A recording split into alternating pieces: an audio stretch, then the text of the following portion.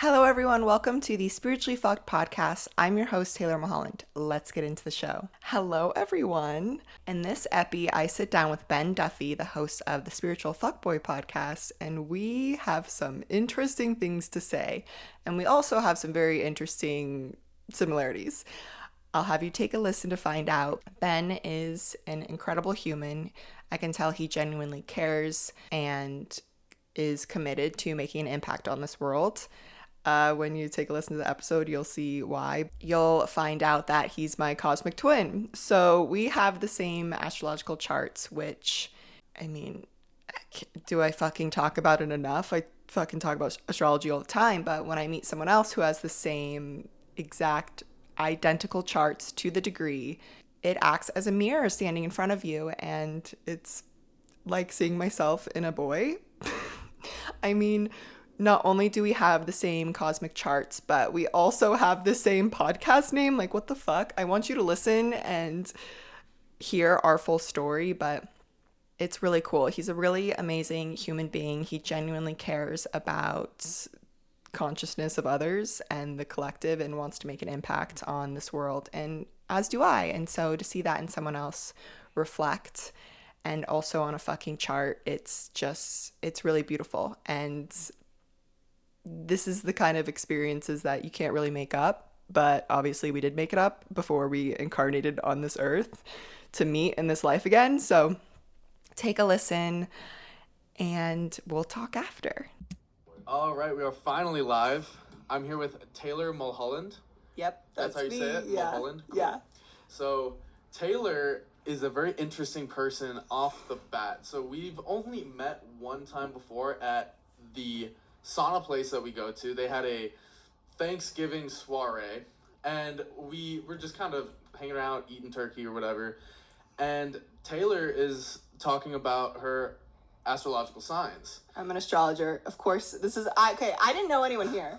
So I had to open up that I'm an astrologer and let everyone know who I am. At Ember and Ice. Yeah. Okay, gotcha. That's how it came up. So she's talking about signs, and she's saying, yep, I'm a Taurus sun, Aries moon, Cancer rising. And I was just sitting there eating some turkey, and I was like, wait, what the fuck? I watched you throw your fork. You threw a chicken, on the plate. And you were like, what? Like, no way. It was, such a theatrical moment. Interesting, because it struck me, and it, started to make sense. I was like, wait, those are my signs. Yeah.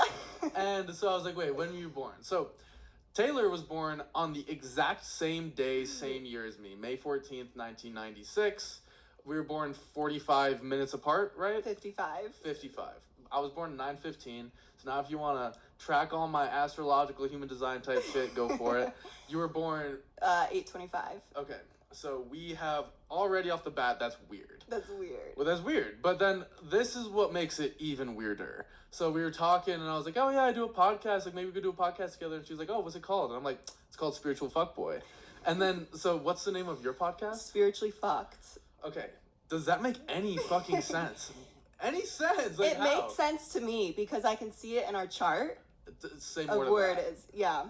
So the way I look at it is our midheaven is in the 9th house of Pisces. What does midheaven mean? It's our destiny piece. Okay. So our destiny is in the spiritual house, which the 9th house is the guru, the teacher.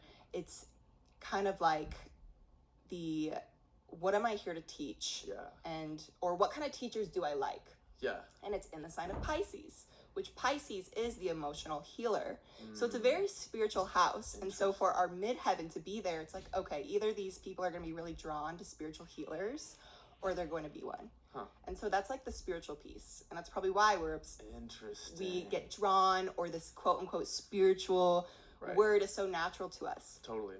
And then the fucked part, which I think is my connotation on it, is we have 10th house Aries, which is Saturn, and our moon is in there. And so the 10th house is the house of self-worth and public image. And having Saturn there, Saturn is the daddy of the zodiac. He's the one who's giving us the hard lessons, like if you've heard of Saturn return. Yeah, that's what we're in right now. So that's the fucked part, because Saturn is going to hand us the hard lessons, and it being in the house of self-worth and public image with our moon attached, and our moon is our emotions.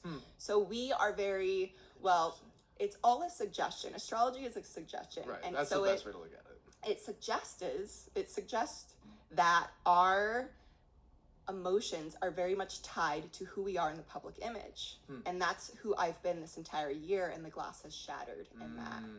You know, because for me, I've been a theatrical girl my whole life. Yeah. I was in theater, I was making videos on YouTube, like, I was just a weird fucking kid. I grew up watching SNL, like, I'm an improv kid. And so I've had that with me throughout my whole life. And then with the social media aspect nowadays, it's like everyone's got fucking TikTok and Instagram. Everyone wants to be quote unquote famous and an influencer.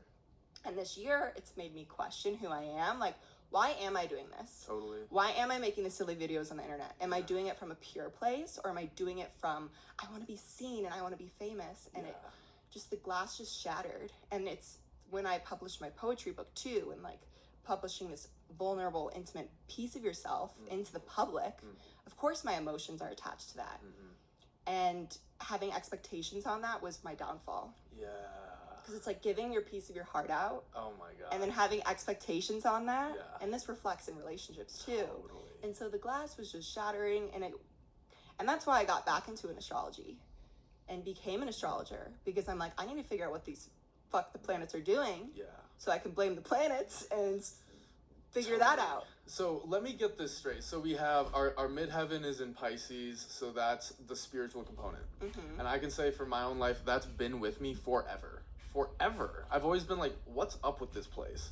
So for some reason, even when I was young, like the conditioned paradigm narratives, I was like, this can't be it. This is shot. If this is it, like, I've seen enough.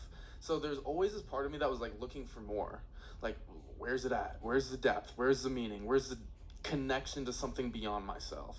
So there's that spiritual component. And then I think how I'm interpreting the fucked part is our emotions are tied to how people perceive us. Yes. And thus, for me, the whole genius with Spiritual Fuckboy, and I know it's fucking genius, is it shatters that. Because I riff on deep shit. It's who I am. And then, but it's like, it can be taken so seriously. And it's like, what happens if we break the vessel? Break it wide open. Where it's like, I don't give a fuck how people see me. I know I'm not a fuckboy in the normal way that people perceive that image.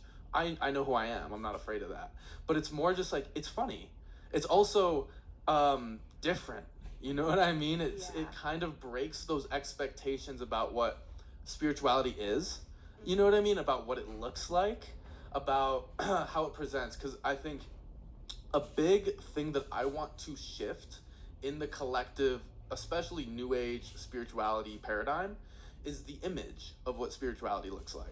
Is it some very equanimous dude with dreads who speaks very little, but when he does, it's very wise, and he moves very slowly, and he doesn't fuck with money? Is that spirituality? You know, like being conscious, what is our image of what spirituality looks like? And might that image be a little tight? And do we have to hold to only one image of the spiritual path, of spiritual expression? And for me, I would say, no, we don't. And actually, those images can become cages when we say, oh, spiritual people look like monks. Spiritual people have dope tattoos and piercings. And I'm not just saying that about me, but I mean, sort of. They kind of look like pirates. You know what I mean? Those are spiritual people. It's like, that's kind of what I want to break with Spiritual Fuck Boy. So I'm curious, with your podcast being Spiritually Fucked, so why did you name it that, and what is the podcast about? It's so funny because I feel like intuition comes and then it doesn't make sense at first. Yeah. And so I actually had this name in 2022. I'm like, I need to start a podcast that is called Spiritually Fucked. And then I had someone be like, are you sure? That's like really aggressive and in your face. And I was like, you know what? You're right. And this is when I was putting my quote unquote truth, my image in other people's hands. And I was like, you know what? You're right. It is too much. And I just let it go. And I've always wanted to start a podcast. We have 12th house Gemini. We are literally meant to never shut the fuck up. And we do talk. And our Mercury is on top of our sun, like directly in that 11th house. So we really are meant to talk and speak. And that's when astrology really confirmed that this is the path I'm meant to do. But I've had a lot of wounding, quote unquote wounding, I now just call them experiences in the past that have told me not. But we have those experiences to build strength. And this year was like the spiritual gym, okay? Can I just say, before you keep going, we are like identical. Everything that you're saying. Literally, my homies were like, you can't name it Spiritual Fuckboy. Because I was making like YouTube videos before I found this studio.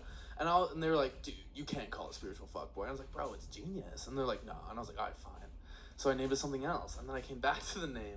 And the wounding. I'm like, wait, okay, so this astrology shit might be valid as fuck. I kind of always knew that, but it's cool to get that affirmation from you. So please continue. Well, it's interesting because it's like, I always say our astrological chart is like our soul expression, and we're just wearing different costumes. And so I'm like, oh my God, are you a delusional like poet like me? Like I'm thinking about all these things who I am and seeing if it reflects in a human form. But what's so trippy is the fact that you say delusional poet, that like image and archetype hits. Dude, it literally. Hits. That's my life. Okay, our Venus is in the 12th house, which is the most delusional house. Let's go. Crazy. No, crazy. and I'm like, okay, we'll there's a lot to talk about. This is sick. So go back to me thinking, okay, spiritually fucked is too big of a name. So this year comes and I'm in my Saturn return and I'm like, I want to do the things that I've been too afraid to do. And I actually was casted on a reality show. No, wait, bro, you're blowing my mind. People keep hitting me up to be on a reality. Are you kidding? kidding? What reality show was it? Vanderpump Villa. I don't know any of them. I'm just curious. Okay, well, it would have been, they really missed out because I would have been great on it because you would have been great. I would have been a house cleaner, which that's literally what I do. I'm a woman. I'm great at cleaning. Like, I would have killed it. But I got uncasted because of my background check. What was your background check? Oh, I was talking about like anti-vax, like talking about ayahuasca. Like, they didn't want that girl on it. Too woke. And so, that's the thing is like, I was like, what the fuck? Like, this is the best blessing. But I thought, again, our chart were meant to be publicly seen. I thought this was my in. And so I'm really proud of myself. I wasn't attached too much to that outcome. I was like, if it happens, it happens. And it was happening, and then it didn't happen. And I was like, wait, this is funny as fuck. I'm like, I'm going to do my podcast now and call it Spiritually Fucked. And I just feel like this year with all the performative spiritual people, like performative spiritualism has been the word of like why I'm doing what I'm doing, because that's out there. And it's great because when you see a stunning influencer fucking blowing sage and doing breath work, it kind of makes you want to do it. So it draws people in. But the spaces they're holding are so toxic because it's so dogmatic and so one way or the other. And it's breaking the image of that and being like, okay, what is spirituality? Does anyone know? Can anyone even really say what it is? What even is truth? Is there a truth, period? Or is it our own individual little lenses? Like, I don't know. Or could it be both and maybe neither? And maybe just what you make it. It's everything and nothing. Yeah, could truth be what we make it? So the whole notion of these spiritual influencers, they do the sage, they say the right things, they talk about gratitude. You're like, oh, that looks right. That looks like, my image of what spirituality looks like. Let me follow that. But then there's something about the inauthenticity, the performative nature, and the masks, which in my mind, why are we trying to wear masks? And when I say we, I mean the ego, the self that thinks it needs to perform in order to be accepted by a certain community, aka textbook ego shit. And what is the ego but a mentally constructed image of who we are? Instead of taking all of those masks off and letting, in my mind, what we can call literally God shine through all of us, because we are an extension of that. We are made of stardust. We are the mountains and the rivers. There's no separation in everything that we are. We don't need masks. We don't need to prove that we're spiritual. Everything in existence is quote unquote spiritual. Because in my mind, how could it not? How could it not be? It's coming from the source of creation. So what you're pointing to is fucking genius. I want to say thank you for the work that you're doing. And because I also know the value because I'm doing the same thing. Yeah. It's breaking these limiting, tight molds of what spirituality looks like and coming back to ourselves. And it reminds me of this Zen allegory, sort of. Well, it's more of an image. It's the Enzo in Zen. So the Enzo is that just the circle that you see kind of representing the spiritual path in that tradition. So the first part of walking that path, which is again a circle, is investing effort. So I'm trying to meditate, I'm trying to have different thought patterns, I'm trying to be more spiritual, more aligned. And then you get to the summit of that path, and you realize in order to make progress, now I have to actually try less. And that trying less eventually brings you back to who you've always been. I still bump dirty fucking rap music. I love it. I always have. But when I was on that spiritual quest, I stopped listening to rap. And then that's like the big, like, really just kind of going through the finish line for me. It was like, wait, I can recognize that Young Dolph and Lil Baby are still expressions of God. Really? And when I see it like that, there's like a reverence in the dirty rap music. So it's, that's been my sort of quest through this weird spiritual labyrinth.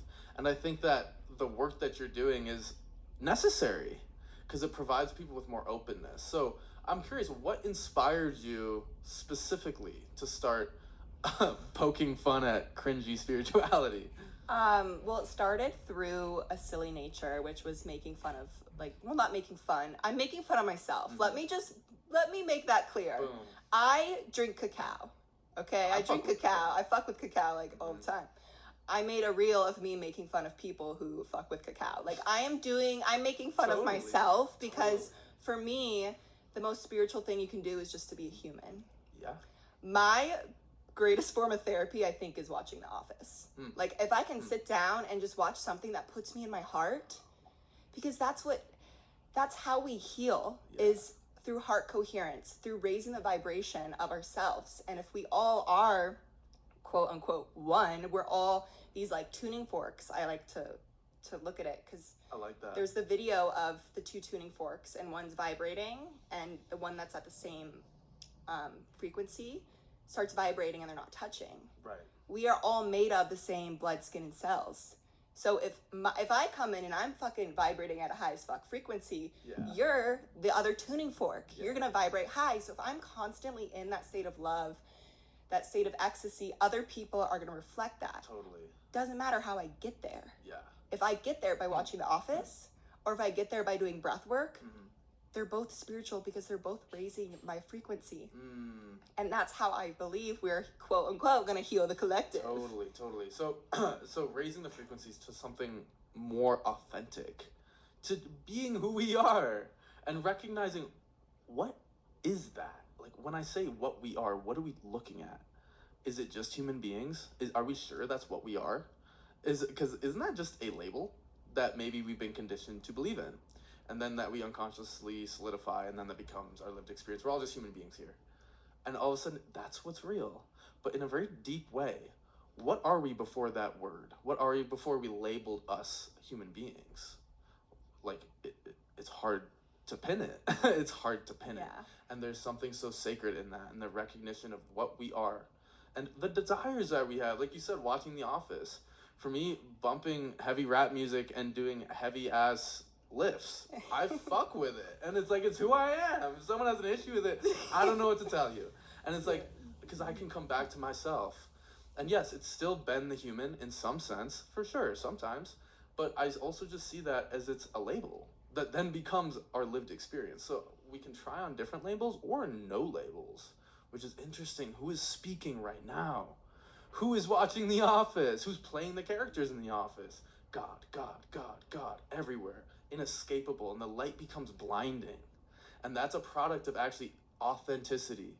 Because when I'm trying to put on a mask or perform, I'm actually subtly denying the God in me already. I'm saying, oh God, you're not enough. Let me try to put on this fancy mask that I think actually works better. It's disrespectful to creation. It's disrespectful to what you are. It's disrespectful to everything here, in my opinion. So and people have been saying this for a while on this podcast, which is authenticity is the highest frequency. Because it's God. Duh. You know what I mean? It's almost so simple, it's hard to see. It's so ubiquitous and all pervasive that we don't notice it. But we're all God all the time, 24/7. When you're dead, you're God. When you're alive, you're God. It doesn't stop. Anything that could be, where is it coming from? And that's where the desires in our heart, whose are they? And there's a beautiful perspective I have influenced by depth psychology, which we could say it's angels themselves trying to live through us. Jung said our individuation, which is the goal of depth psychology, is actually the individuation of the angels. Because recognize, who are you? Who are you right now?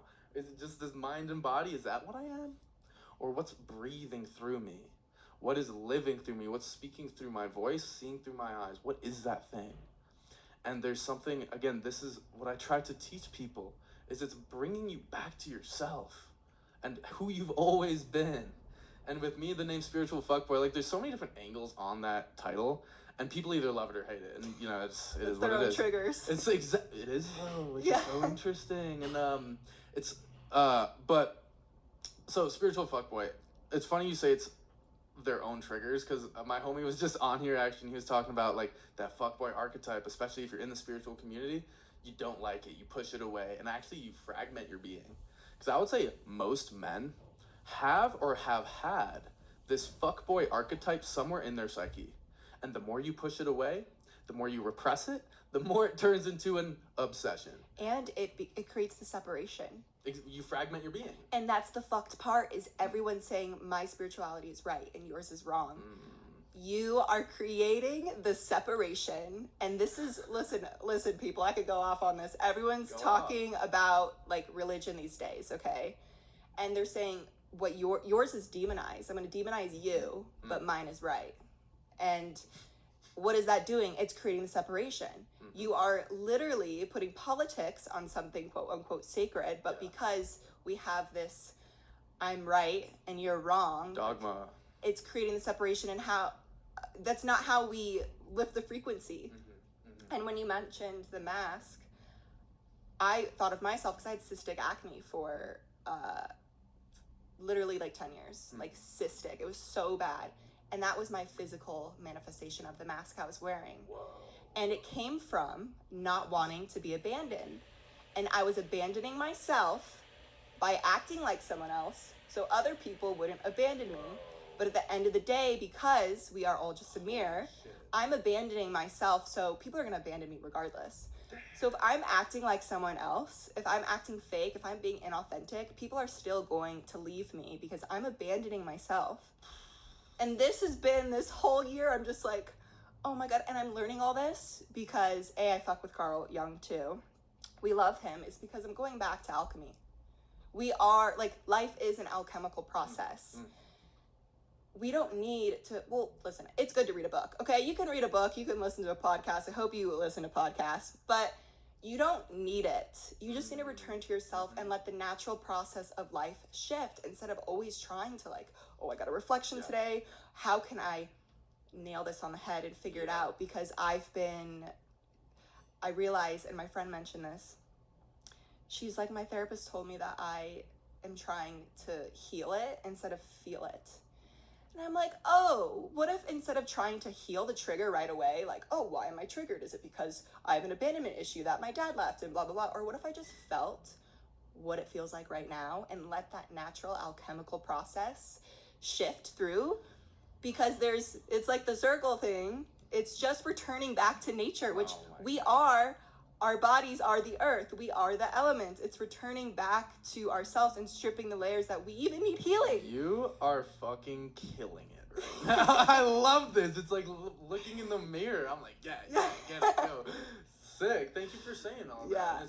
That's so trippy to me. Again, you abandon yourself in all those ways where you're looking for somebody to save you. And then you get the acne, you get this mask, you get the abandonment. That's so fucking trippy. And then again, like you're saying, coming back to ourselves. And recognizing, again, what that is in a non-conceptual way. It just feels right. Just be with ourselves. And so much of this path is so simple. It's come back to your experience. So simple. It's like, it's so simple that people don't get it. It's like it's who you've always been. It's what's already always been coming through you. If it's grief, if it's pain, if it's lack, if it's fear, it's all okay. It's another face of God, and I don't mean that in a conceptual way. Feel into it. Where is it coming from? Who is feeling it? And it's a part of the beauty of this place. I think in the West, so much fuck shit has gone down due to the pathologization. Is that the fucking word? Pathologizing pain. Pathologizing pain means we make it something wrong. Pain is wrong. Suffering is wrong. Here, you need a prescription? We can write you that. You need Xanax? What you need? Perkies? Like, we got all that for you. The pathologization, I think that's the fucking word, of pain. We're gonna roll with it. It puts like a kink in the hose of life, of creation. Recognizing there's actually a value and a necessity in pain. And the more that we resist pain, the more it haunts us. So there's an equation I always reference that is our experience of suffering, subjective suffering, is equivalent to the pain we feel multiplied by how much we choose to resist that pain. So the more that we push away pain, aka resist it, the more we're actually subtly amplifying our experience of suffering. Where if I can hold my own grief, my own rejection, my own feeling of abandonment, hold it close like a little baby, and hold it with care. Don't push it away. That is the process of healing, where those difficult experiences, in my mind, can give you the message that they're trying to give you. Because you can look at emotions as messengers. What is this trying to tell me? It's Hermes saying something to you. And like, can we honor that God of grief? And I love the take that grief is how we honor that which we loved when it leaves. And in a world of ever-flowing impermanence, everything will leave us. It's okay. It's just a recognition. It's how things work here. And the question is, how deeply are you willing to love? Knowing that things are going to leave you. And knowing that the grief is a part of it. And for me, when I've gone through like absolutely torturous breakups, like, yeah, I'm like handicapped with grief, basically. Like I can barely speak with people. I'm just shook for a while. And coming out of those breakups, you start to like love that. At least me, I start to love that feeling of heartbreak, where I'll throw on some sad music and like drive through the mountains and kind of cry, and it feels fucking amazing. Because you're human and you're meant to feel. Yeah. Dude, I get through this. I go through like yearnings. I'm like, wait, this book I wrote was through that pain. And look at the gift and look at the beauty, and that's where art comes from. Yes. And it's transmuting. Art is an alchemical process. And to shame me for making a silly video joking about like my dad, and people were constantly shaming, saying, you're projecting. And I'm like, but am I? Or am I taking this pain and transmuting it? I'm like, you don't know the relationship I had with my dad. He was the best. Wow. But because it's perceived through everyone's own eyes and how they're attached to their own father's relationship, they're putting those projections on me. And so I stopped doing comedy for a little bit. What? You're naturally a comedy. Thank you. But because I was putting my craft in other people's hands. Oh. And again, it was like returning back to my chart, my astrological chart. And I want to mention this because you said everything is so simple. You can't monetize simple. No, and that's why everyone's selling their fucking course, their heartbreak course. That's the spiritual fucked part. They're putting it in containers and saying, you need this to heal. Yeah. Do you? And listen, people, I am a mentor. I do sell things. But you just have to, and this is where the thing that I am struggling with is I want to come from an authentic place. And I don't want to be like the other people trying to monetize it. Like, oh, you need this. I'm like, you don't need my healing, okay? If you feel called, if you feel drawn to me, like, you can pay me. Like, you can cut me a check. Yeah. And I was putting so much pressure on my passions. Like, I'm a very passionate person. Like, I want to help people, period. That's why I came here. Or so I believe. But I was putting so much pressure on that to take care of me and to, like, build security in my life. And so there's this really wish-washy place for people who do want to help people but don't want to work a 9-to-5 job. Yeah. And it's like, well, how are they doing it? How are they making 7 figures? By being fucking throwing sage around and blowing smoke up everyone's asses. I'm like, how are they doing it? And so that's like the really hard part that I'm personally struggling with right now in my life, where I want to take care of myself, like, but I haven't been able to sustainabilize my craft, my art. Yeah. I hear you, and I mean, I do the same thing. I mean, I don't actively sell stuff, so I'm a therapist, so I guess I sell therapy dealer out here. I also sell like one-on-one coaching things, but it's so interesting. Like, I fuck with James Hillman a lot. Do you know who James Hillman is? So he's a depth psychologist, died like a decade ago, but he really asked this question: what is the point of psychotherapy? Like, genuinely, what are we doing here? Because are we trying to have people escape the pain, escape the suffering? Is that the point? Because from a depth psychology angle, we need suffering. The soul will get it some way or another. It will take us there, inevitably. So what's the goal of psychotherapy? And for me, it's like support. You're helping people. And I think also it's so interesting because you're like a mirror. I don't want to sell snake oil. I've seen that shit all over the place. You don't want to be an Etsy witch? Dude, I mean, Etsy witches make some sick candles. Yeah. But like, if I'm selling something and I'm charging people for it, it better be good. It better be a banger. And I'm in the process of creating that banger, and it feels so good because it's it's stuff that blows my mind. Even as I'm reviewing it to present it and teach it, I've realized that's how I'm learning this stuff more deeply. And this is the profundity of emptiness in the Buddhist path, which is the crux that opens you up to nirvana. When that sinks, about the emptiness of mind, emptiness of self, real emptiness of self, emptiness of world, what's left? Again, nothing.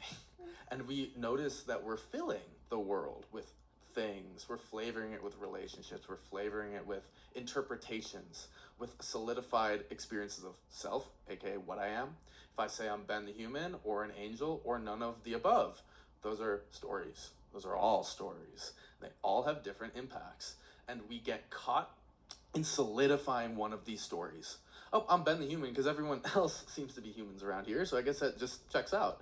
It's like, are you sure? Are you sure that's what you are? And how do you know? What's the ontological, epistemological status of that belief? So ontology is the study of being, what's real, what's going on right now. Then epistemology is the study of knowledge. How do we know? How do we trust certain data? Where in this modern age, it would be science. Science is clearly what's true, what's real, what's replicatable. Thus, that's what we believe in. That's only one way of knowing. And so it's what I'm bringing blows my fucking mind. And it's like just creating this framework. I'm like, holy shit, it's like that. And seeing all these spiritual teachers, Sadhguru, Muji, dudes I follow, Robert Bea, Andrew Holacek, who, shout out Andrew Holacek, you're going to be on this podcast someday. Just seeing them all point to the same thing. And again, the profundity of that, which is like, okay, it's cool to play with these ideas. What happens when it sinks? If everything was empty of inherent existence, aka it depends on my mind to construct it and to believe in it, then what are the implications of something like, let's say, death? The question of who dies. What story of me is dying? The question of, like, is death an ultimate annihilation of the self, as we're usually unconsciously conditioned to believe? Or do we hold on to dogmatic religious perspectives of what happens after we die? And hold on very tightly. That's like a mark of dogma, is you have to hold on tightly to it because it's objectively right according to that view. So what happens when it's all fluid and empty? And it's really an open question for me. What do we fill the void with in regards with death? Because it's a void, it's a story, it's empty in our minds. Do I say this is ultimately an ending? What if death is way better? Like Ram Dass says, taking off an old shoe. Sounds nice. Sounds like a relief. Do you know what I'm saying? What is the impact of that on our consciousness? And what caused me to go to this depth is seeing all of the spiritual shit on Instagram in places like Vietnam and India when I was traveling there, and I was like, I thought this was gonna be legit. All I'm seeing is bullshit. And I was like, okay, where is it? I won't stop until I find something fucking real. Where is it? And I was so depressed at that point in my life. And I want to get to your story, because you were talking about your dark night of the soul, which is very interesting. But my dark night of the soul, I was hella depressed. And I couldn't find anything fucking real. It was all smoke and mirrors and bullshit. And I was like, bro, I need something that hits me in the soul, that resonates with my heart, that gives me a notion of real truth. And it was only when I found emptiness, which is so counterintuitive and paradoxical. It's like the only ground I found that I could stand on is utter groundlessness. The only truth that I could feel in my bones to be true is that there is no ultimate truth in the relative experience of duality. And that's what changed me. It's so paradoxical, because it seems like everyone wants to heal, everyone wants to be spiritual, but no one wants to accept the ultimate emptiness of all of perception, meaning I am made up, the world is made up, and it's okay, it doesn't have to be real. Why does it have to be real? And so that was my spiritual path, and it took me to this profound place, which I feel legitimately blessed by that darkness at this point, and it made me who I am. And now I'm trying to give it back in a way that, again, so this is like kind of vulnerable. I think I've said it in another podcast, but it's like my goal is like a complete flip of the paradigm that humanity is operating within, because that paradigm is culturally mentally constructed. And can we just recognize that? And what's the impact of recognizing that? What's real? Can we start to touch into the void? Because the void is not empty in some cold nihilistic sense. The void is full of infinite possibility, undefined. We can make it anything. And the world that we're experiencing now, and all the problems with human greed, wealth inequality, violent conflict, genocide, those are actually products of internal views, internal assumptions. Internal demons reflected into the external world. Exactly. Those demons of I'm not enough. Those demons of, oh, what happens when we die? Look away, look away, look away. All of those demons that haunt us, again, it projects outwards. Where when I don't feel like I'm enough, when I'm falling for the spell of the ego, aka the separate self, let's just say whenever I believe that what I am is this ego, again, separate, inherently existing self, separate from the world, separate from my mind, I'm going to feel insecure. I'm going to feel wobbly. Is this really who I am? Am I good enough? I just don't know. That's an inherent quality of the ego always. And you will never escape it. No matter how much money you have, no matter how much you do, you can't get away from that insecurity. And again, that insecurity also drives people to say, fuck everybody else. I'm just gonna try to make billions. And it's like, then everyone else is getting fucked. Everyone else who is actually just other faces of you, other consciousness beings manifested. Now we're fucking them. You're fucking yourself, because you're stuck in this spell, this illusion of the separate self, where you are haunted by this knowing that you're never enough. And all of a sudden, everyone else is fucked. So this is an internal cognitive belief that then manifests externally. So it doesn't only affect our world, it affects those people where they're living in like a hell realm because of a certain empty belief system that no one seems to recognize as a belief system. We think it's just how things are. And so my goal is huge. I'm like, what happens if a collective starts to recognize this, practice this, construct a different reality? So, anyways, that's my goal, I guess. I want to add to that. Please. The spiritual fucked part is everyone wants to kill the ego. Why would you want to kill the ego? That's why we come here. It's befriending the ego in my eyes. Because when you're killing something, it's the law of, what is it? Law of polarity, law of balance. You're creating the separation that you are not that. Wow. What if we just loved our ego? I fucking love my ego. And I've been going through this. This is 12th house, Gemini. I don't know if you experienced this. And I was laying in bed one morning and I was looking at my costume box. And I said, oh, I'm only this girl. I'm only Taylor Mulholland in this life. I already started grieving my human self because, and not from an attachment place, but from a romanticized place. Like, why am I dimming my expression in this life? And that's why I started posting more. I don't give a fuck what people think anymore, because I realized I'm only this girl. I only look like this one time in my entire fucking existence. Why would I be too shy to post an Instagram? And I'm saying this for everyone. If you are scared, you just gotta fucking do it anyways, because you're only gonna be this person this one time. And to be too self-conscious or to put on another mask, that is such a shame to your soul expression in this life, because I believe we chose every part of us. I believe we chose down to our left pinky toe. And if you don't fucking like it, then you figure out why you don't like it, and you take that and you run. Because it's it's the process of alchemy again. Coming back to, why is this part of my body or this part of my personality causing me pain? Why don't I like this? Like, sitting with that instead of trying to heal it, trying to do another course, and that's what I was doing all this year, is just fucking doing all these courses. And then I realized once I stopped needing a fix, I didn't need any fixing. I just need to come back and realize that I'm perfect just the way I am, and falling unconditionally in love with that, and the parts that I don't unconditionally love, because it's not an overnight fix. I don't know if you've ever tried it, but asking why did I choose this? You're, again, killing it. This is exactly what I found in my experience in India, where I was hella fucking depressed, legitimately hated myself. I couldn't look people in the eyes because I was so self-conscious. I could not speak. I was so dissociated. People would speak to me, and I remember I would snap out and be like, "What did you say?" Like, people right in front of me.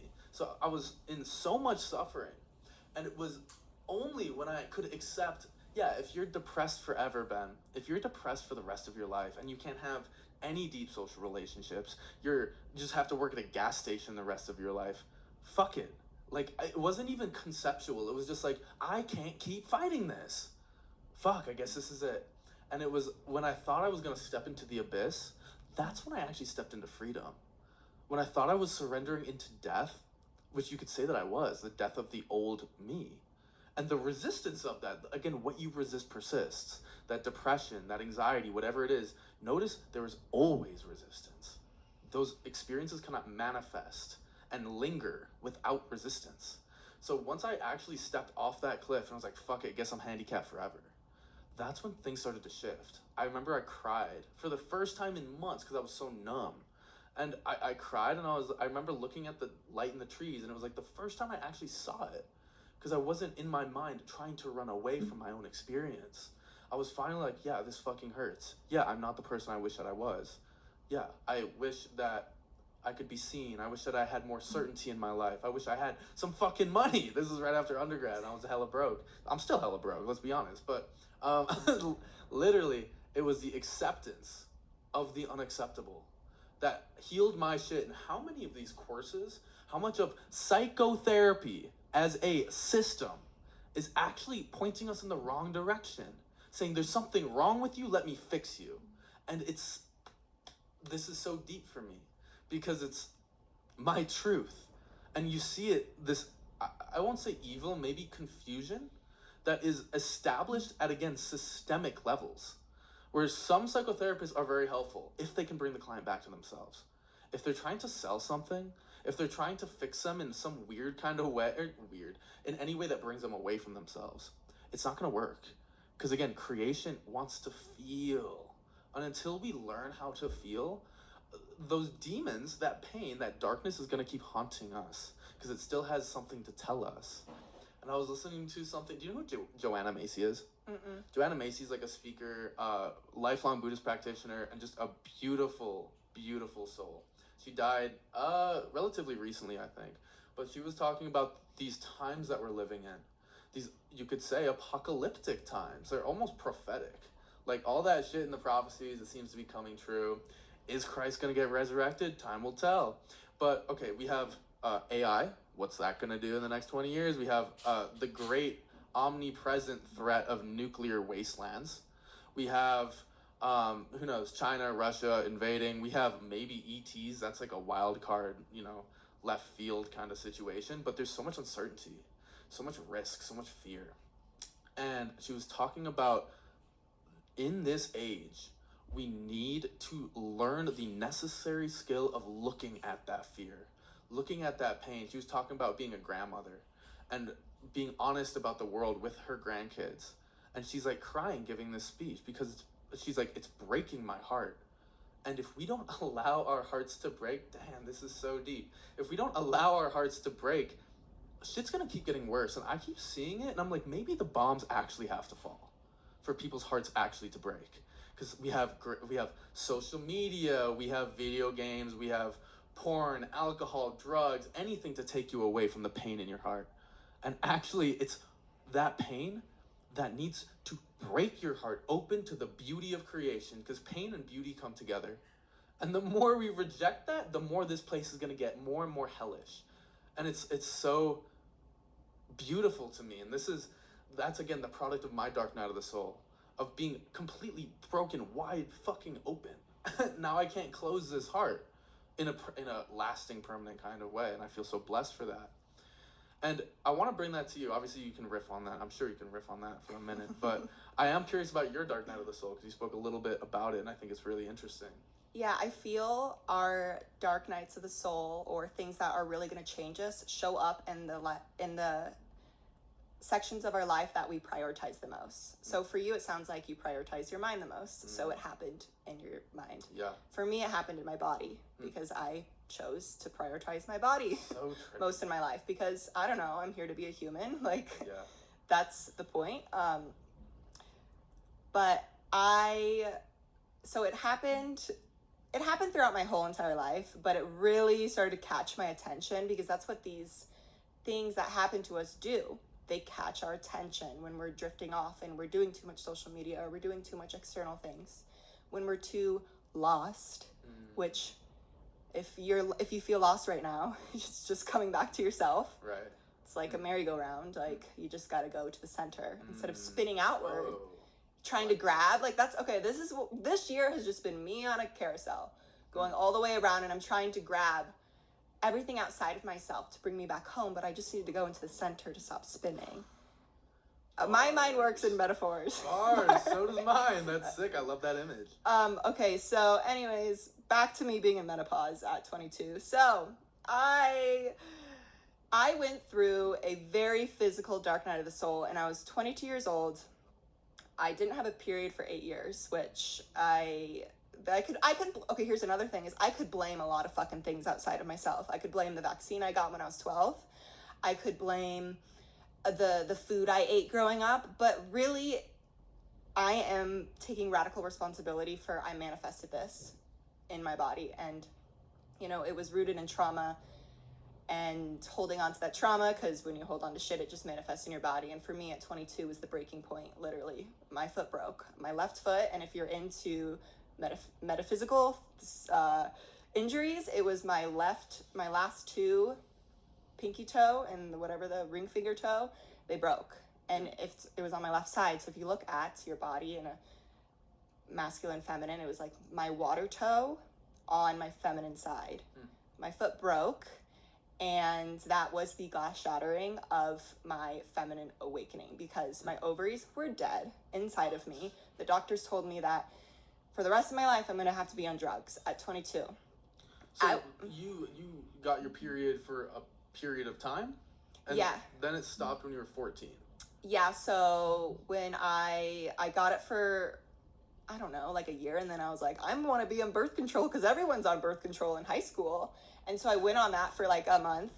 Or no, it was like 8 months. Okay, so I went on birth control, and then I stopped birth control, because obviously, like, it's not great. It's not great. It's not great. This is not the podcast for that, but I stopped it, and then I never got a period again. And so I'm going to doctors. I'm like, where's my period? And the doctors are like, here's birth control. You'll get your period back. And then obviously I'm like, I'm not going to do that. But at 22, I break my foot, and that was my dark night, I guess you could say. So what did the doctors say to you this whole time? They just said, oh, it will come. You could do progesterone. For you could 8 do years? Yes, like this is the Western medicine. I walk in and they have money signs on their eyes. Like, how can we get this girl on as much drugs as she can? So my foot broke, and my bones were not healing. After I was in a stint for 6 weeks, and they're like, your bones, for 6 weeks, they were like, your bones are supposed to be 75% healed. By now, they're 25%. I'm 22. I'm like supposed to be in my prime. I go, something's not right here. And so I went on the hormones, and a year later goes by, There's that movie or that book called like Fat, Sick, and Nearly Dead. That was me.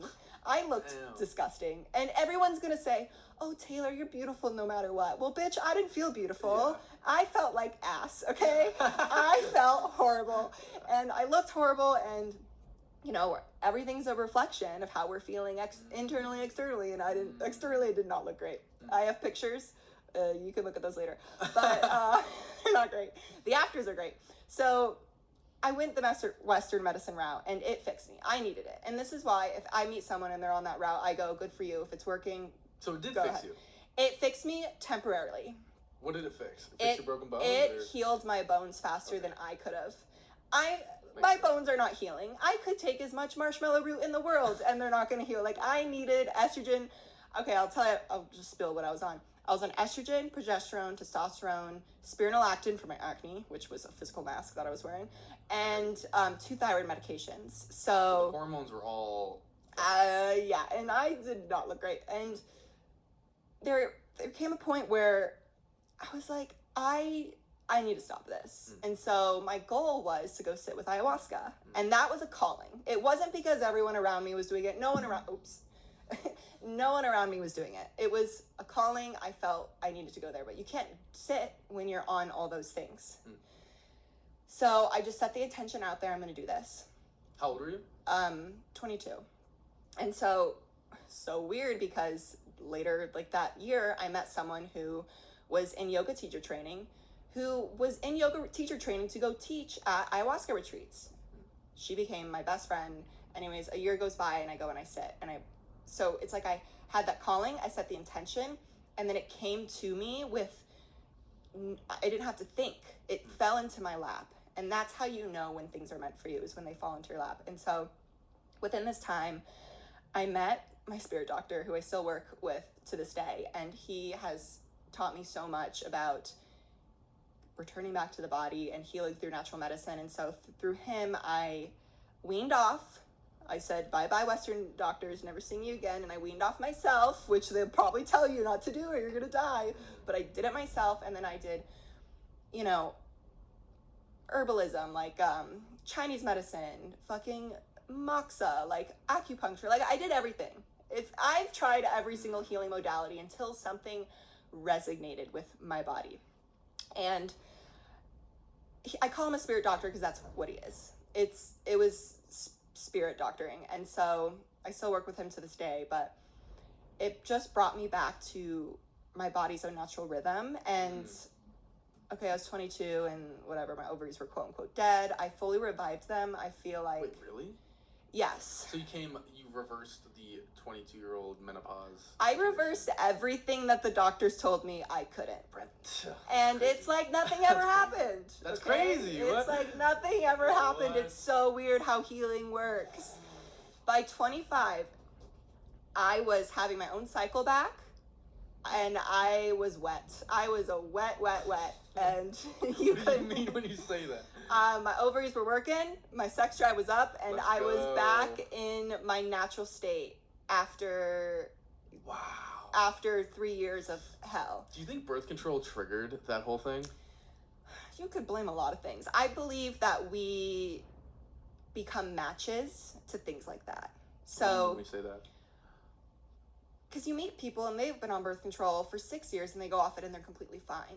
And it's because they were not a match to that. I was a perfect match for birth control to fuck me up because I had a lot of wounding, quote unquote wounding, past experiences that were related to my womb. Like the feminine archetype in my body was already at a low. So taking something like birth control or getting a vaccine when I was 12, that is for HPV, the ovarian cancer one, I was a match for that to make me quote unquote not work. Damn. Right? But I know a lot of girls who got that and nothing was wrong with them because they don't probably have any generational wounding. I'm curious about those wounds. And I want to also say you are one of the most legitimately spiritual people I've met. Oh, thank you. And I've met a lot of like spiritual people. Like, you're tapped in. You've tried all these things. You found what works.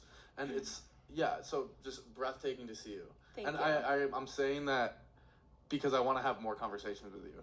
You're also a really trippy mirror of myself, which is so interesting. And that's why I want to touch on those wounds. Because I have deep mommy wounds. Not just mommy wounds, but just wounds with the feminine. Okay, it's in our fucking chart, dude. Can you say more to that? It's, so from what I remember, we have, I believe, our 4th house is in Scorpio, which our 4th house is yes, okay, so our 4th house is in Scorpio, and that's where Pluto lives, and Pluto is the planet of death and rebirth. It is hell. Sick. Pluto, but here's the thing, Pluto is death and rebirth, so it's the rebirth. Praise. And the 4th house is the house of the mother. What? It is the ancestral. This is why everyone needs a chart read. Holy shit. Plug me in, baby. Yeah. It makes sense. And when I first got my astrology read from my teacher, love Natalie Holbrook, she said, oh yeah, this is exactly why this showed up, because your 4th house is originally the house of Cancer, which is the feminine of the zodiac, and it also is the ancestral lineage. And so when you see Pluto, or when you see Scorpio 4th house with Pluto there, it's like, of course you're going to have a death and rebirth for, or within the feminine figure in your life, but you're doing it to heal lineages. Like, and okay, it's fucking opposing our fucking sun, our Taurus sun, and our Taurus Mercury. So we're meant to talk about it. What? Because they're literally across from each other. Yo, you're blowing my mind. Can you give me a reading at some point? I'll pay you. Yes. Okay, cool. Yeah. I'm like, it's me reading myself. Oh, that's fucking facts. That's fucking facts. Yeah. I would love to do that. So I feel this lifetime, like, of course I'm a fucking lineage breaker. Who goes through menopause at 22 if you're not meant to heal lineages? And so going through this process, I have developed a relationship with my ancestors, because that is my standing ground. That is what's rooting me here. Like, fuck, this is hard. This is painful. This is hard. But I'm doing it for grandma. I'm doing it for my great-great-grandmother. And they're there and assisting me because they want to help. And I'm doing it for the future generations. And it's like, I am just the body of the lineage in this lifetime. And if I don't want to do the work, and if I want to just sit and dissociate and whatever, that's going on to my children, and I don't want to fucking do that. Like, I am the one who's signing up for this. And so I won't give too many details, but we can talk about it after. But yeah. I went through this death and rebirth with the feminine, and it showed up at the time of my life when it was meant for healing. And if I would have rushed that, you can't rush things like that. It's all like a process that's meant to unravel. And all of those processes, all of those segments of the process are absolutely necessary. Yes. That's the thing. Even the slow ones where you're like, what do I do? Even the confusion, even the darkness, necessary for that fruit to ripen until it drops. And everyone wants a quick fix. And people are selling quick fixes, but baby, it's not going to happen. Because if I look back now, and this is what my spirit doctor said to me, he said, it's going to take a long time. And I said, let's do it. I saw him every 2 weeks for whatever, and I was taking the little fucking droppers, and things were not shifting. I was still fat and ugly, and things were not an overnight fix. I could have just went on Ozempic and got an overnight fix, but I committed to myself. And I look back and I say, holy fuck, I did it. And that's me right now. And I'm not perfect. I still got a lot of shit to unravel, but I am okay with where I'm at. And this is one thing that I have been learning to do more, is celebrate myself.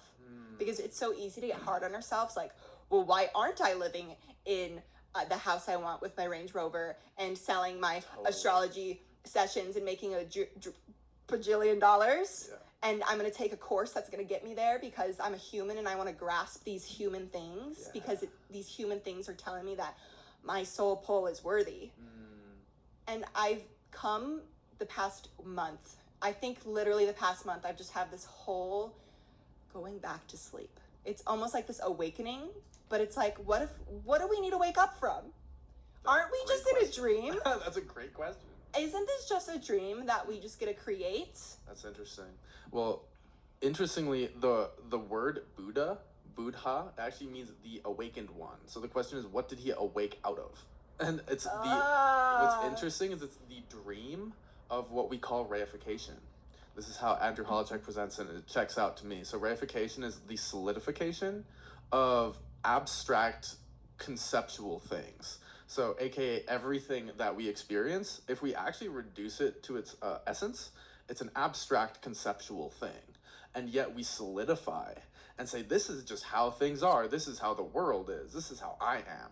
Forgetting that we are making it that way. We are co-creating it. So the Buddha woke up from basically having the world given to him. And when I say that, I mean, oh, I'm just experiencing the world as it is. And recognizing, oh, we are co-creating this in profound ways. And according to Buddhism, I won't get too deep into it, but even the experience of materiality is actually fabricated with very subtle mechanisms of mind. So that's my goal, is let's wake people out of the dream that, again, life is just handed to them. Because if you pay close attention, we are creating experiences based on our interpretations, what we choose to believe, our relationship to experiences, aka pain and suffering.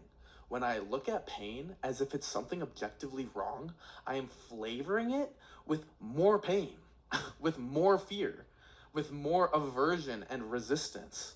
And if I can view pain from a different lens, which is pain has a place, pain is okay, pain is a face of Hermes, a messenger god. When I can honor it like that, I am flavoring pain with something very different, where what I see, what I experience in my body and externally shifts as a result of shifting the way that I'm choosing to see it. So, I mean, anyways, that's the dream that we can wake up from if we want. And I don't think it's necessary for everybody, because I think creation, it's so beautiful in all of its expressions, and some people want to stay asleep. And who are they? It's God. Let them sleep. I'm just offering this path. If we want to wake up, there is a path. This is the, crux of Buddhism, the Four Noble Truths. There is suffering exists, and there's a cause of it. Well, suffering exists, number one. Number two, there's a cause of our suffering. There's reasons we suffer. Number three is there's a way to end suffering, which is profound. If that actually sinks, wait, there's a way to end suffering. For real? Yes, for real. And then there's a path we can walk to end that suffering. So a very diagnostic. It is sort of like a Western medical model of like, here's your issue, here's how we solve it. Yeah. But it's profound, and it's liberation. And when I say liberation, I mean at the existential level of what we think existence is. That's the liberation that we're pointing towards. Not the liberation of self, not the liberation of some spiritual path. It's the recognition that all of these spiritual paths are actually constructed. There's no ultimate end goal. There never was. We make it. And then we walk that path. And we think, oh, there's an ultimate end goal here. Interestingly, in my mind, because the ego craves somewhere to rest. The ego craves that. The soul doesn't give a fuck. The soul's here to check shit out, to fuck shit up. I mean, maybe not necessarily. Everyone's soul is different. And the thing is, can we be honest with what my soul wants? Because it's all spiritual.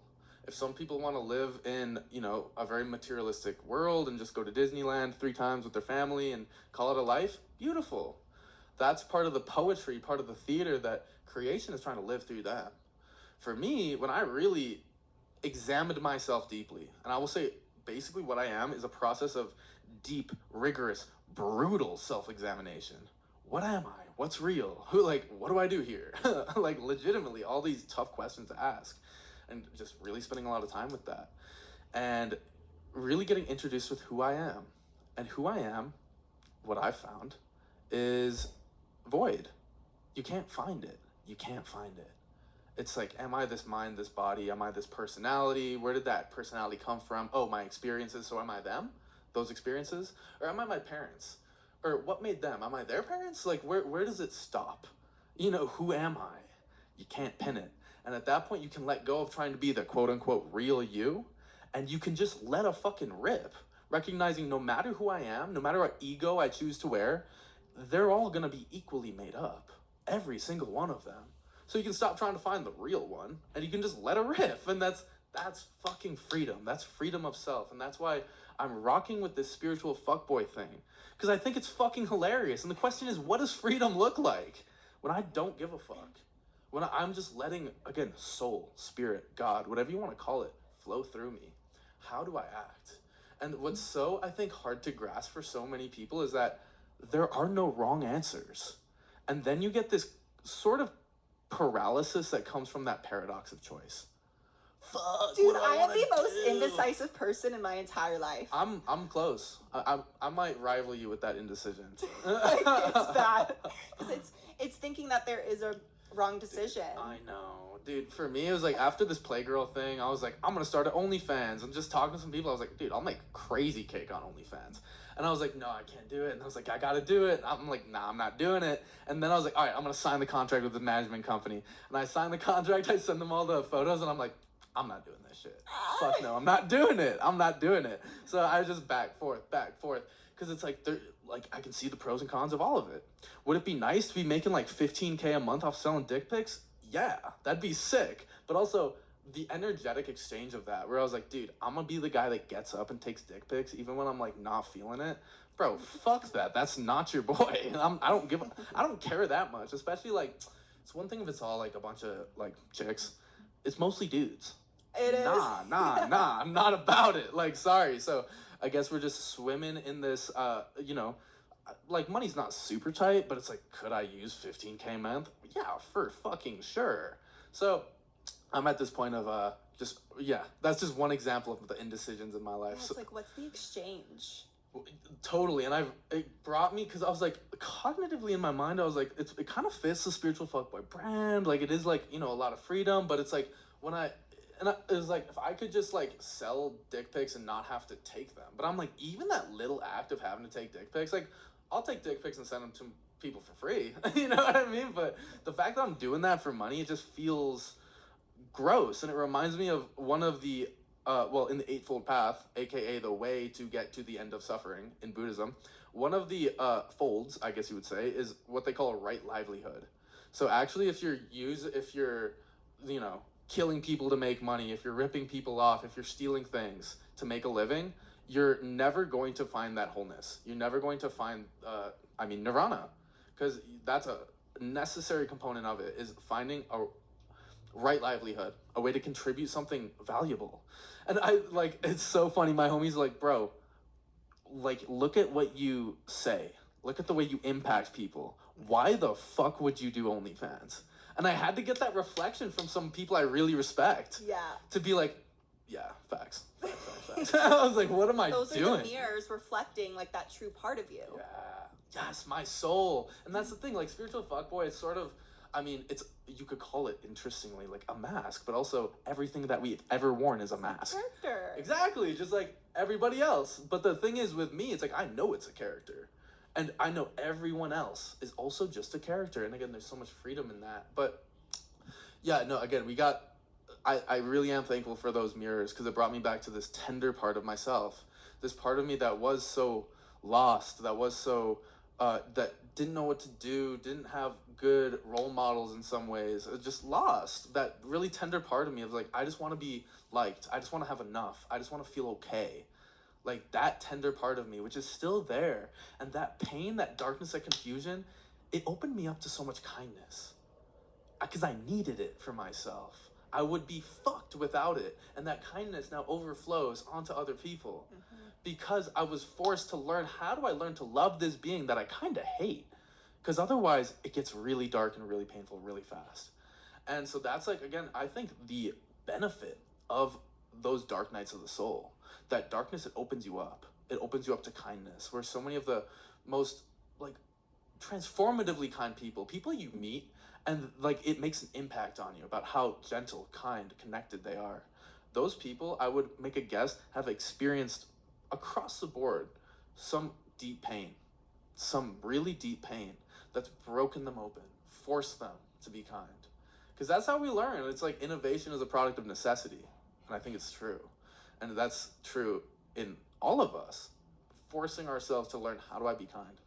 Yeah, and it's you have to sit with that pain for it to transmute and for it to alchemize. Mm-hmm. And you meet these people that are so bitter and so, like, F life, you did me wrong life. And it's because they haven't sat with their pain fully, because they were showed, or they think that they need to shove it aside. Mm-hmm. It's not welcome. Mm-hmm. They grew up in an environment where that pain wasn't welcomed, and so they're bitter towards life now because they haven't been able to sit with it.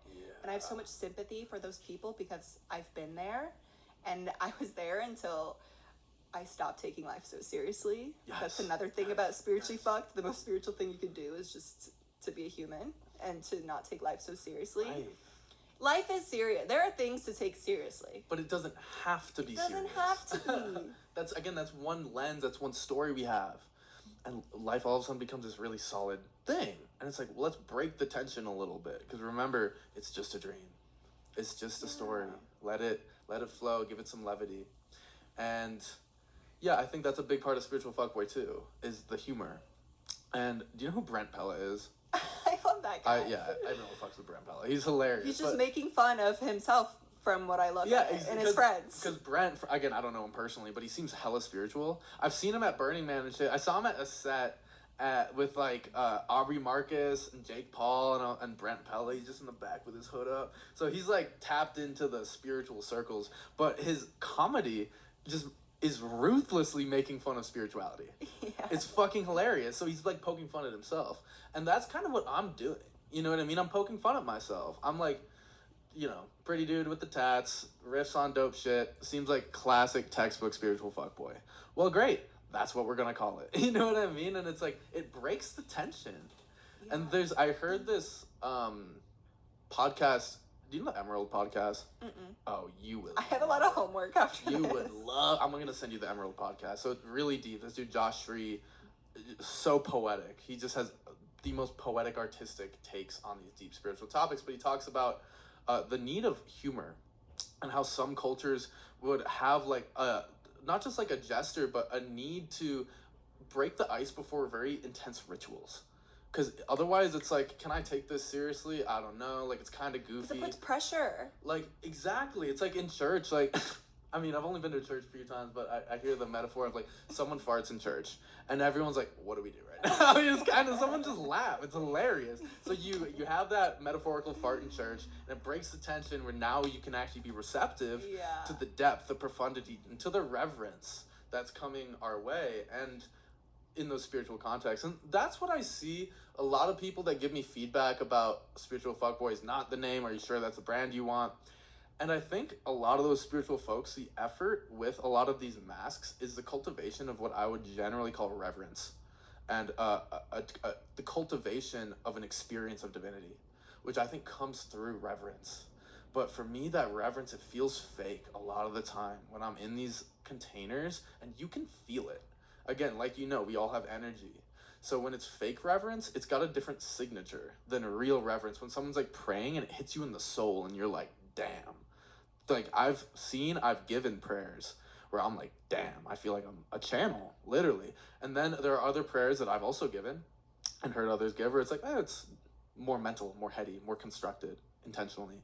And there's a different signature to that. So I think I want to be able to do both, to break the tension with the humor, whatever, with being authentic. And then also we have that need for the cultivation, the active construction of reverence, of divinity, of gods. And this is really deep and I'm sure hits people in a weird way. But from my view, from the emptiness view, gods and the lack thereof are actually constructed. And we need to pray to them for them to be real. If we want them to touch our lives, touch our energy body, bless us, then we need to pray to them. Otherwise, there's nothing there. This is how we're co-creating a world every time.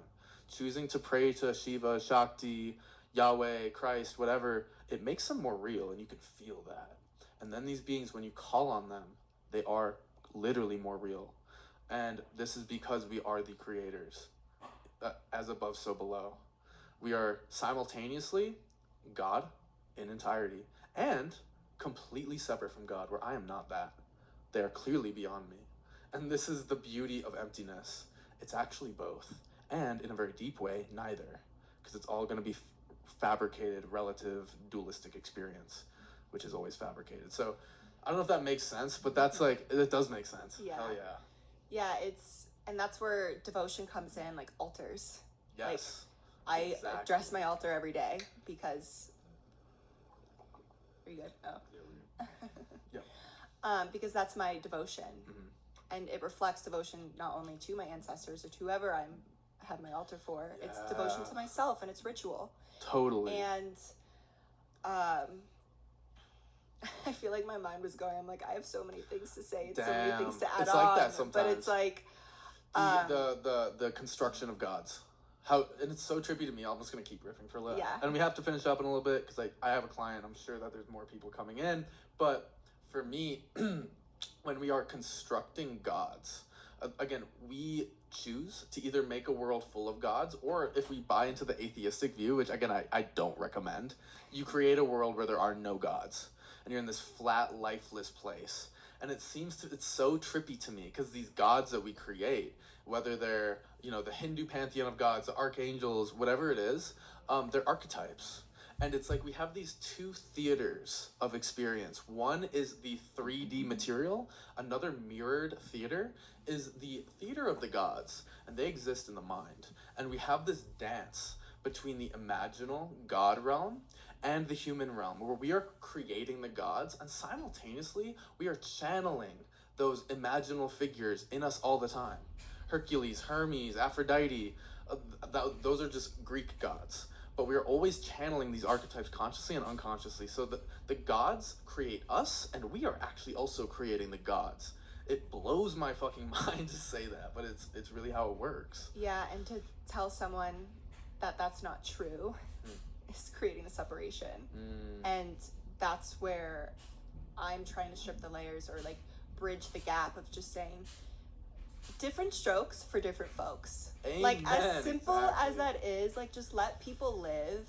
Yeah. And you can preach and be yourself and be who you are, but the problem with the spirituality out there is saying that you are wrong and I'm right, let me fix you. And that's where my spiritual fucked comes from. Beautiful. And you talk about you being a spiritual fuckboy. That's you right now, authentically, and living through that. And that can change at any moment, as I can change at any moment. I could be, I don't know, I could go get a 9-to-5 job tomorrow and get a vaccine, and that's great. That's who I choose to be. But who I am right now is by my choice. Yeah. And my word for this year was confidence. And for next year, again, intuition speaks before logic makes sense. The word I quote unquote channeled or got to me was loyalty. And I thought, well, that's weird. Isn't loyalty being loyal to other people? Like, am I gonna like bow to others and be loyal to my friends? And then I was like, oh no, I'm gonna be loyal to myself. Because I spent this whole entire time stripping the layers of who I thought I had to be for others to like me. And I finally am at a place where I am confident in my own truth, whatever that truth is in the moment. It could change tomorrow, but being loyal to that. And that's what loyalty means to me. And that's kind of why that word chose me almost, because I'm like, oh, I need to be loyal to myself. That's heat. Devoted.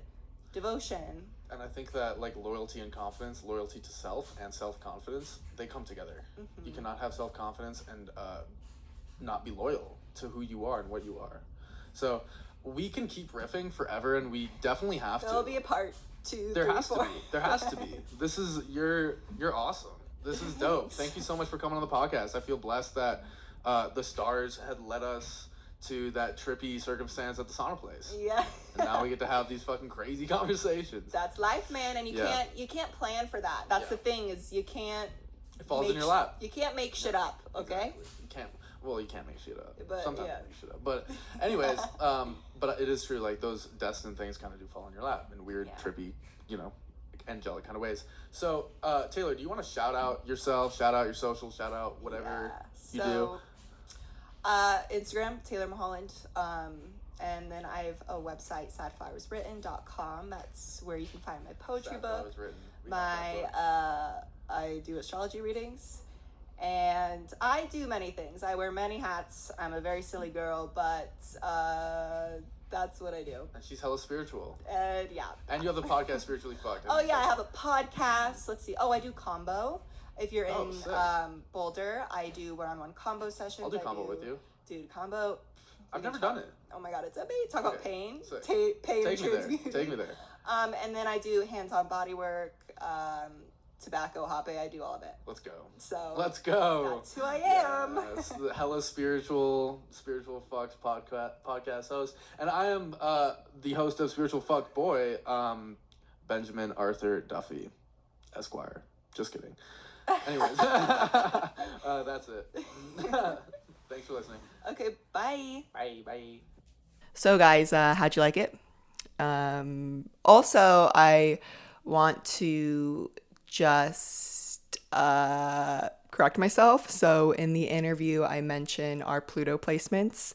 That's all wrong, you guys. I made a mistake, and I'm sorry. And that's when my autism comes out. And I mentioned that we have Pluto in Scorpio, which is a big fat lie. We actually have Pluto in Sag, and it's in the 6th house. And it still relates to what I talk about the death and rebirth.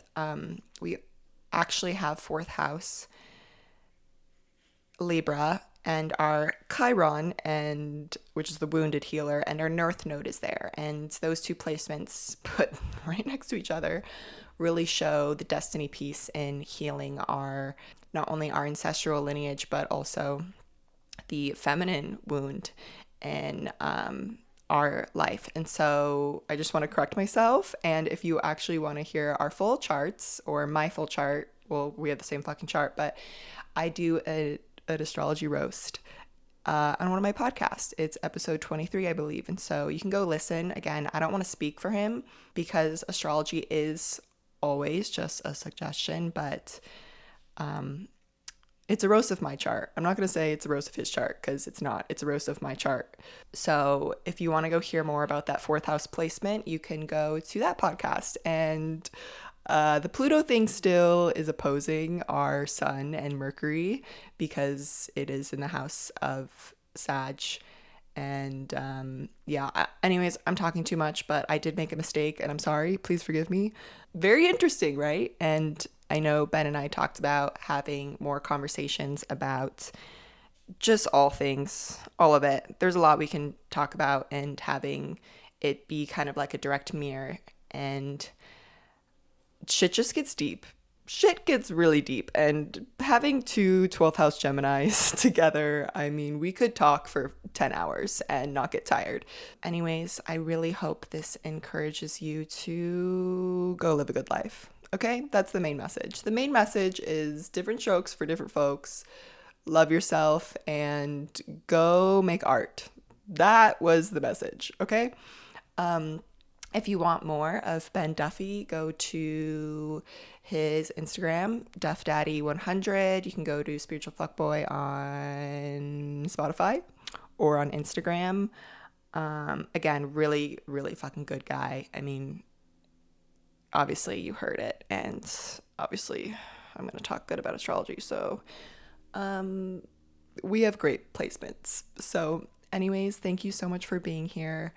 I really adore you, and I hope this is an episode reflecting about how not only I, but the people I guess I attracted in my life really just want to make a difference on humanity, and we are all here to walk each other home, and that is finding home within ourselves. And so I deeply insist on you going and finding that for yourself. And if I can add a flicker or a glimmer of light into your life, then I've done my job, and that would make me really happy. And leave me a review, please, because someone left me a 1-star review, and for some reason it's really affecting me, and I know who you are, so I am going to send a hex. But anyways, I'm saying too much. 12th house Gemini coming out. Oh, also, if you don't hear from me for a little bit, I'm gonna be in India at an ashram, so that's where I'll be. And we'll meet afterwards if I come back. Anyways, bye.